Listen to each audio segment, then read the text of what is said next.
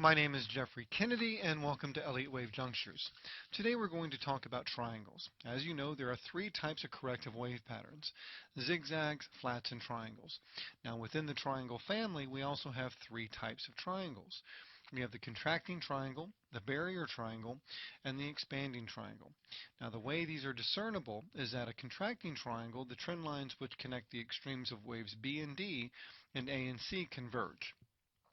With a barrier triangle, your AC line slopes while your BD trend line, the trend line which connects the extremes of waves B and D, is horizontal.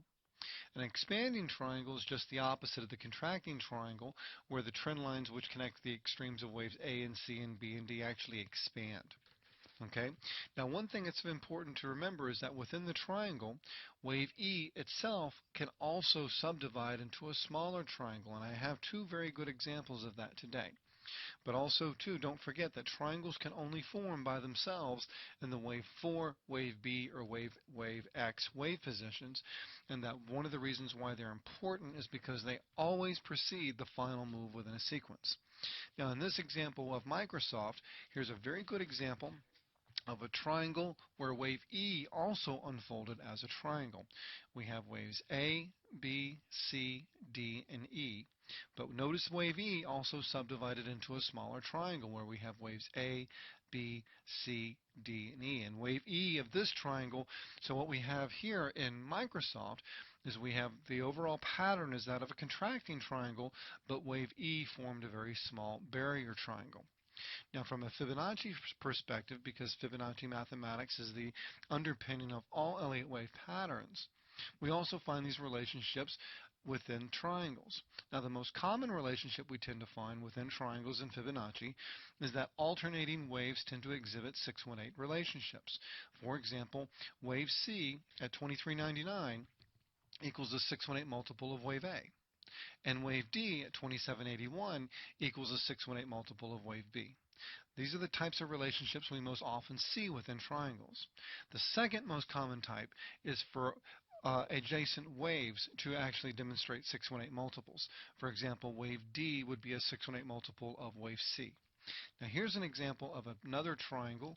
This is in the Brazilian real, where wave E appears to have formed also as a triangle. The move actually begins here, May of 2012. We have waves A, B, C, D. Notice at 2055, that's where wave D equals a 618 multiple of wave B. And then what we have is this sideways formation, this market compression, where we have waves A, B, C, D, and what appears to be wave E. And even within the smaller triangle, notice again the relationship, how alternating waves tend to demonstrate that 618 multiple.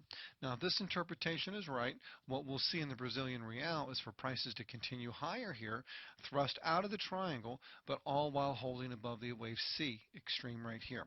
Because as it stands right now, we have not penetrated the extremes of waves B and D, so we don't have any type of price confirmation that the triangle is indeed complete.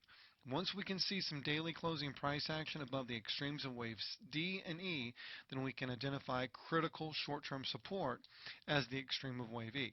Until that happens, critical support is going to be the extreme of wave C.